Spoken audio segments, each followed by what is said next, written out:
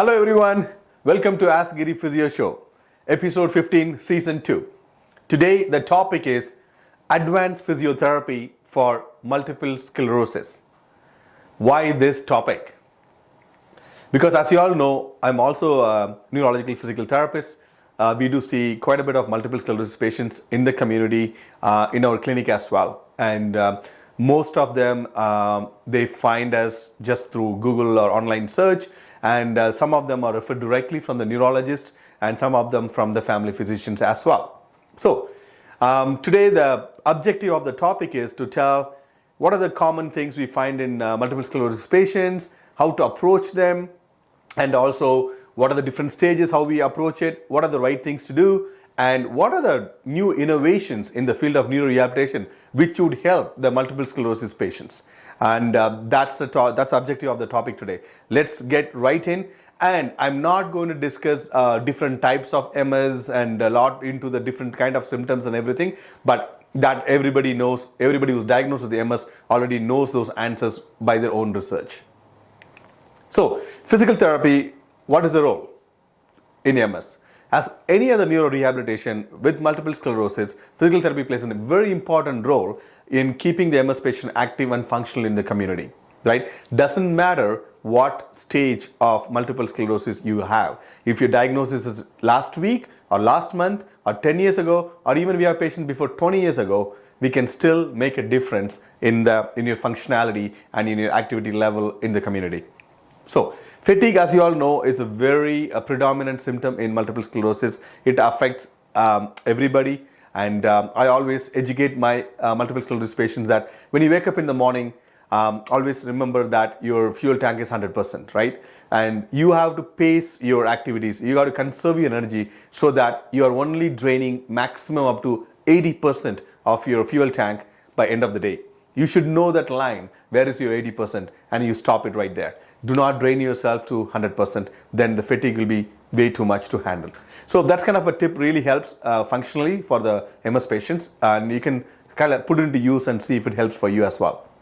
And because MS is a disease of progression, again, I don't know whether that statement is right. It's not everybody progresses like declining progression. No, some people do maintain the same. As long as they do the work, they do maintain the same without too much of going down progression there. So I'm not sure which category you are in, but whatever the progressive disease is, the rehabilitation stages has to change based on your progression stages. That's very important. You cannot have 10 exercises for multiple sclerosis which you do all throughout. We cannot do that. We have to constantly reassess, measure that outcomes, and also track and change your rehabilitation program based on your functionality and your needs and the goals. And it is a disease of the older adults and also younger adults and children. Do not forget, my youngest MS patient is 19 years old. So it doesn't affect only the older people. And also location matters. They say, how far you are from the equator, the more far you are, you get affected more. So again, northern part of North America, like Canada, has more prevalence than somebody who's living down south. The geographical location matters to some level as well. What are the aims of physiotherapy in multiple sclerosis? Basically to re-educate and maintain your functionality as much as possible. To re-educate and strengthen the muscles which is inhibited or not working properly. To incorporate various postural awareness. To incorporate postural awareness not only for posture but also to prevent all the compensatory patterns and the shortening of the muscles and the disuse atrophy. That's very important. And if you have some people with the corticospinal tract involvement, will also have spasticity and abnormal tone, and how to take care of the spasticity, how to maintain good movement despite having different levels of spasticity. And then 50% of the people with multiple sclerosis do have cerebellar pathways involvement, demyelination in the cerebellar pathways. So they exhibit a little bit differently with a lot of incoordinations, balance issues, ataxia we call it, which is not in order. That's basically imbalance and incoordination, jerky movements, jerky walking, jerky reaching, all those things. So take care of that, and also to kind of encourage and stimulate all sensory and perceptual experience for the patient, and to make their life a little bit better than what they are already. So those are the main aims of physical therapists. when you come to assessment with a neurological physical therapist, we kind of go through the whole subjective, objective history and a full, complete neurological examination to see where you're at, what are your most functional problems right now, what is your goal, how can we get you to your goal despite all the functional problems, and what are the things we can change in there, and whatever compensation you're likely to develop, how to prevent that, and give you a very comprehensive home exercise program to kind of do it at home as well. That's very important, because coming to a clinic just once a week or once in 2 weeks is not enough, right? So the 4 stages of multiple sclerosis, as you know, as you see in the slide here, the initial stages, that's when you get diagnosed as multiple sclerosis. Sometimes the symptoms can kind of come here and there, a little bit of imbalance, a little bit of increased fatigue. You will feel that you're tripping on that one foot, right, little bit, and then hip is not coming up as much as it is, some walking difficulties. People notice that very much first, and then you go consult your family physician, then the neurologist, then they do some tests, and then sometimes they diagnose you, right? The thing is, this diagnosis, basically you have to rule out the other things to diagnose MS mainly, right? It's not like 1 or 2 tests, you do it and then say, oh, this is MS. No, we got to rule out a lot of stuff, and we're not getting into the details right now. But if you feel that you're kind of little imbalanced and you're kind of weak in one side, or here and there, you should get it checked properly, right? As a neurological physical therapist practicing for 23 years, the 2 muscle groups I usually identify the first weakness sets in multiple sclerosis patients are your hip flexors and your dorsiflexors, which is the muscles which is bringing your foot up, that's called dorsiflexors, and the hip flexor muscles which is bringing your hip up. So sometimes I have diagnosed people with multiple sclerosis, or I have doubted that they have multiple sclerosis and referred them back to the physician and the neurologist for further examination in the clinic. So once with the experience you can do that. And early disability, right? You have very little disability, you can still function quite a bit. I have a lot of high functioning multiple sclerosis patients who has symptoms, who has multiple sclerosis, but they can still go for a hike, go for a walk, and have some nice active lifestyle. Moderate disability, yes, that will affect their functionality, but they still perform, they still do things, they do exercises, they do things. Advanced, most of my advanced multiple sclerosis patients, they are in the wheelchair right now. Most of them are in powered wheelchair, but still we work with them to enhance their life, to enhance trunk control, hand functions, prevent contractures, improve breathing. Whatever we could do, we can always do better things than what it was before. So in the early stage, sometimes when you do a neurology examination, everything seems to look very nice and good, right? There is no lot of unremarkable objective findings you will see. But the key there is you have to make the patient fatigue first before you examine a little bit. So you ask the patient to go for a walk on the treadmill for 10 minutes or walk for 10 minutes, then you do the exams, then you will see totally different kind of findings. That is why with MS, especially in the early stages, lot of symptoms, lot of things will be missed unless the patient is underwent fatigue testing. So that's something, a key point for you to understand, okay? And in the severe MS conditions, as I told you, we have to prevent further deteriorations and complications and contractures. That's very important. Improvements are still possible. Still, if you can't sit without the back support for more than 2 seconds, we can improve that to 20 seconds so that you can sit without back support and reach for things. As simple as one example like that. We can prevent the deconditioning and so that you can function a little bit better. Again, as I told you before, not all cases are progressive. I have people who over years of no progression, we are maintaining very well. So, a lot of the exercises you do in multiple sclerosis, I usually tell my patients this, like 80% of whatever you do with exercises in multiple sclerosis is to keep you where you are at right now without declining. And 20% to go to take you up to the next level of or improvement. I want you guys to understand that. That's how it works in multiple sclerosis. That's just purely based on my experience in the last couple of decades. Gait patterns. In MS patients, you see a lot of different gait patterns, again based on the location and the size of the lesion in the brain and the spinal cord, right? And once we see the MRI, once we see the location of the lesions and where it is and how big it is, you kind of know how the presentation would be, right? It's going to be more corticospinal tract presentation, it's going to be subcortical presentation, is it going to be extrapyramidal presentation, it's going to be a cerebellar pathway, cerebellum presentation, or spinal cord presentation. So with neurology, with upper motor neuron disease, we know all these locations, how the patient would present, right? Even without any diagnosis, by the way the patient presents to us with examination, you can identify, okay, This is more like an extrapyramidal symptom, like a lot of rigidity, a lot of tremors and things like that. This is more spasticity, coordination issues, right, than where it is. So I kind of give you a glimpse on that one there. So these patients will have reduced gait speed, right, and they'll have weakness in the hip flexors, so that they try to hike and circumduct. They take the leg out to bring it in because of the weakness of the hip flexors. Sometimes they hike the pelvis quite a bit sometimes, and also they have incoordination, jerky movements, and there will be asymmetry pattern, gait pattern. One leg would go nicely, the other one will be shorter. So one long step, one short step, one long step, one short step. You can see that kind of a presentation also in the gait. And sometimes they do a lot of lateral swaying of the trunk to compensate for the forward movement of the legs, and also reduce gait stability, reduced balance, and also sometimes they allow increased head sway and the body sway and postural sway while walking. Even in standing, if you make them stand and sometimes you close your eyes, you'll have a more sway, like, a lot of postural sway. There's a little bit of postural sway will be present for everybody, that's normal, but if it's increased too much, then you will know there is some things we have to work on. So these are some of the abnormal gait patterns I went too fast.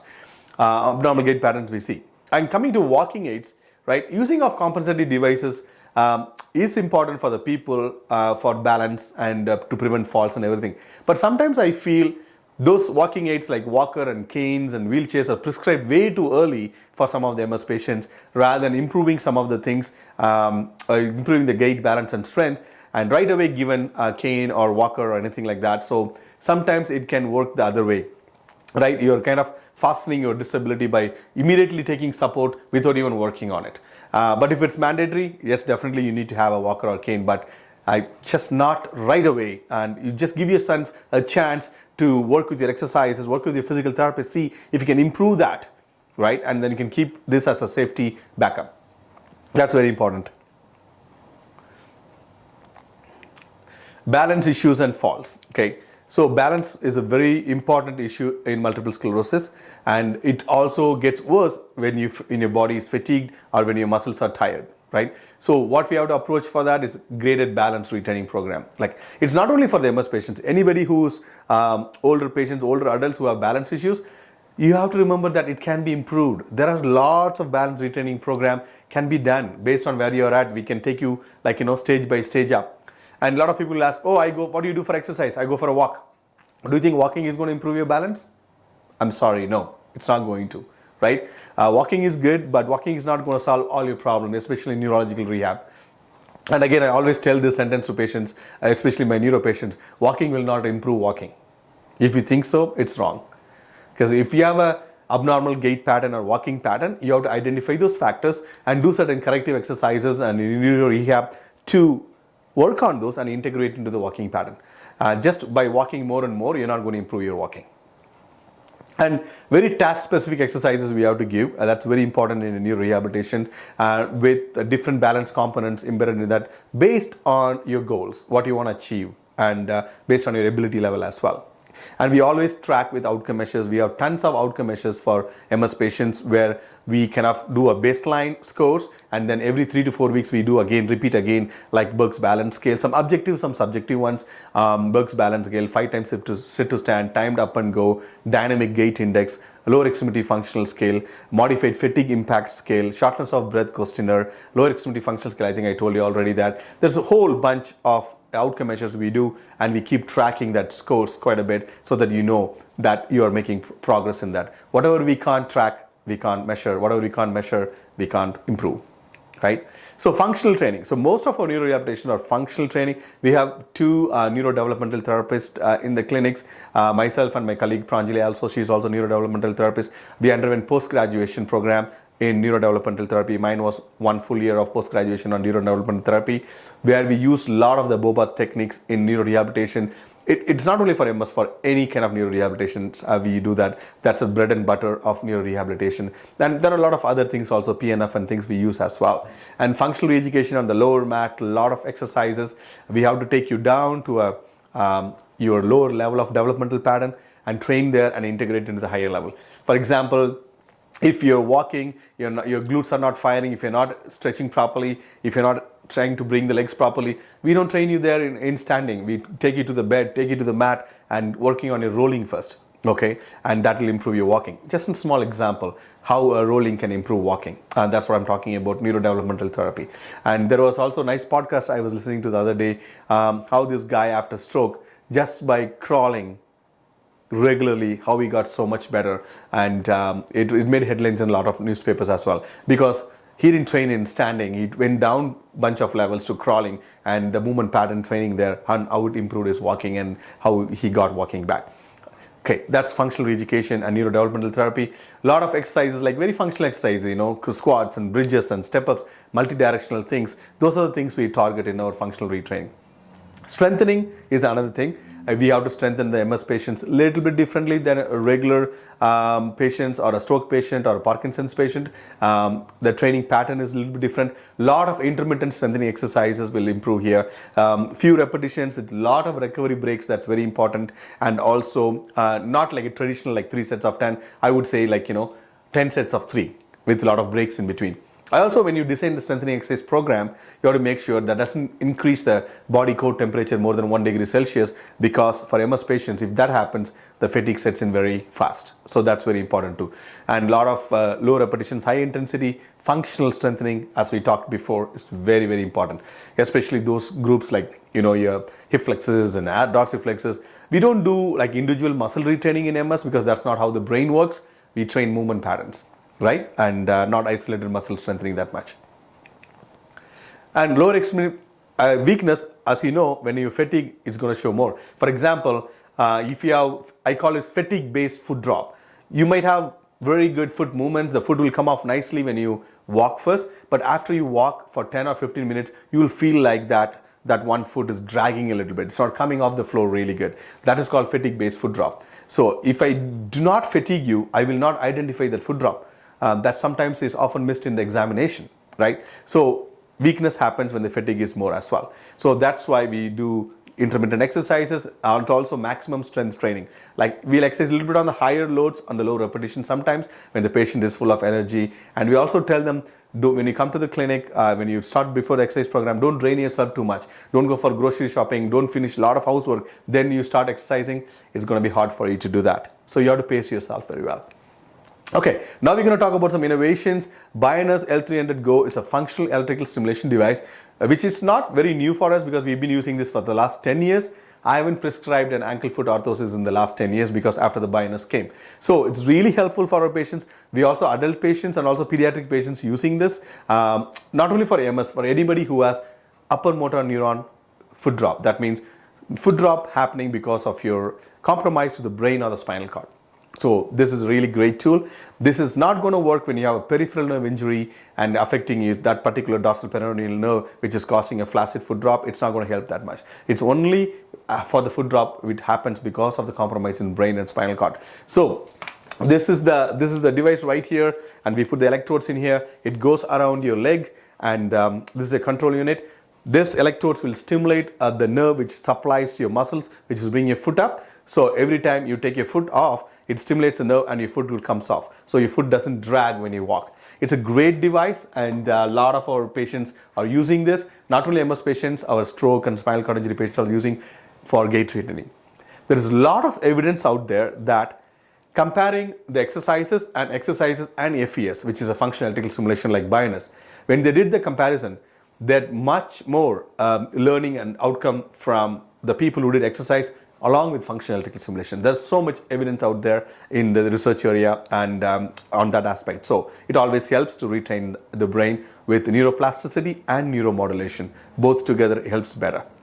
So the same Bionas is there for the hand also, for the people to improve hand functions. So it kind of goes in your, wraps around your hand a bit, and if I can open this, yeah, kind of goes like this, and then you just put it there, and you kind of work on those things. This is for the hand stimulation, for the hand functions retraining. For some of the patients in MS, they also have a lot of spasticity in the hands, and also hand functions are affected in some of the people. So we use that. So that is the foot drop, FES, for the gait training. And the next most innovative thing is very recent to us. We have patients got into program, got discharged with great outcomes, 20 to 30% of improvement in their gait and balance and the breathing. And now we have four patients going on in this program right now. It's a 14-week intense program. It's called PONS. It's Portable Neuromodulation Stimulator, right? You stimulate, you have a tongue electrode, something like this. You put the tongue electrode in the tongue to stimulate, and then because your tongue is supplied by cranial nerves, which is going to your brainstem, you cannot create that neuromodulation through stimulating the tongue into the brainstem, and you have to do exercise with it. It's not a magic device which is going to change everything. You have a control unit which just goes around the neck as you see in the picture, and then you put this electrode in the things, and you do quite a bit of intense balance and gait training. It's almost you're working 2 hours a day for 14 weeks. It's a 14-week program, right? So you come to the clinic almost every day, first 2 weeks. First of all, you have to see if you are a candidate for this. You get assessed by the therapist to find your eligibility criteria. And if you're a candidate or not, you can call and discuss with the therapist, or you come in for an assessment. Then we have to do about 3 hours assessment to see so many neurological factors we have to consider and assess. A lot of outcome measures we have to check. Then after that, you start your program. You come to the clinic every day for the first 2 weeks. You work out here for an hour, hour and a half, and then you have to do another hour at home. So you spend about 2.5 hours a day working on this program. This is not for someone who cannot commit 2 to 2.5 hours of working every single day for 14 weeks. And this is also not for someone who cannot walk for 20 minutes. With any kind of weights, doesn't matter, walker or cane, doesn't matter, but you should be able to walk at least for 20 minutes. So those are the major criteria, and there are a lot of other things we can go through during the assessment. It's a great device. I'm very happy. I was quite skeptical to start with, but I'm very happy with the results we got with our patients, and the people who are doing right now, we are very happy with that too. So that's PONS treatment. It's very new. We are the only one in Edmonton who's doing it. There's a clinic in Calgary too. They are doing this, and a bunch of clinics in the east and some in the BC as well. So we are very proud to bring this innovation to Edmonton, so to be the leader in private neurorehabilitation in Edmonton. And usually what happens to an MS patient in Alberta, or in Edmonton at least, usually you get some symptoms, you are doubtful what's going on, you get some numbness and tingling or some balance issues or some muscles are weak. Then you wait for some time, then you're like, okay, there's something wrong. I got to go consult my physician. You go to a physician, you get assessed by him, then he finds something and maybe he refers to your neurologist. You go to a neurologist and you take some time there. Then they do a bunch of tests and eliminate few stuff and then come to a conclusion you have multiple sclerosis, right? And then you put on some disease modifying medication, some infusion therapy and everything, and you will have yearly consult to monitor your symptoms and progress medications or change medications based on that. You'll also get an MRI to confirm the diagnosis, and early MRI sometimes. That's what the people go in there. And we have some great neurologists and a neuro team in Edmonton and Glendale, some awesome people out there who refer the clients to neurological physical therapy. But I find that's very, very less percentage. I would say only 10 to 20% of the people who diagnosed with multiple sclerosis are actually referred by the health practitioners to start neurological physical therapy.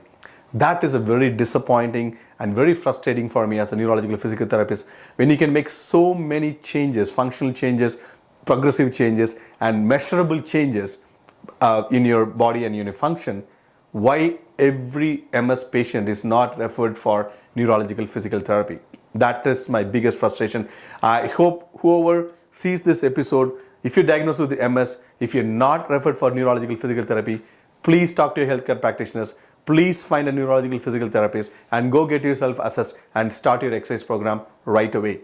That's my kind request for all of you, because you can make changes. Doesn't matter what stage of MS you have, early, mid-stage, late stage, and severe MS, you're in the wheelchair, motorized wheelchair, you can still make changes in the way you operate. Your activities of daily living, instrument activities of daily living, your functional things, your so many things can change. Believe me, it will change.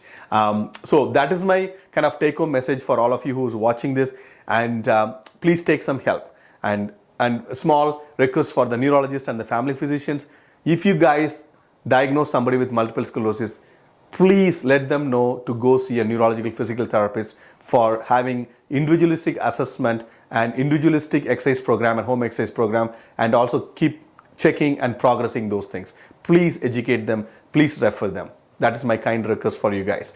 Otherwise, Hope you enjoyed this show, got some information about this and some innovations. And if you like this, and if you have friends who has MS or you belong to any association or society, please share this message with them so they can get benefit outside too. If you have any questions about anything, please give me a shout. We can discuss that as well. So this is the episode end for Ask Giri the Physio Show. And we also have a wonderful website, physioshow.ca. Please refer to the website. We also have done some neuro rehab episodes before. It will be helpful for you as well. And other episodes for any kind of musculoskeletal stuff. If you like this, please share this with your friends and family. And if you need any help, reach out to us. Talk to you guys soon. Bye.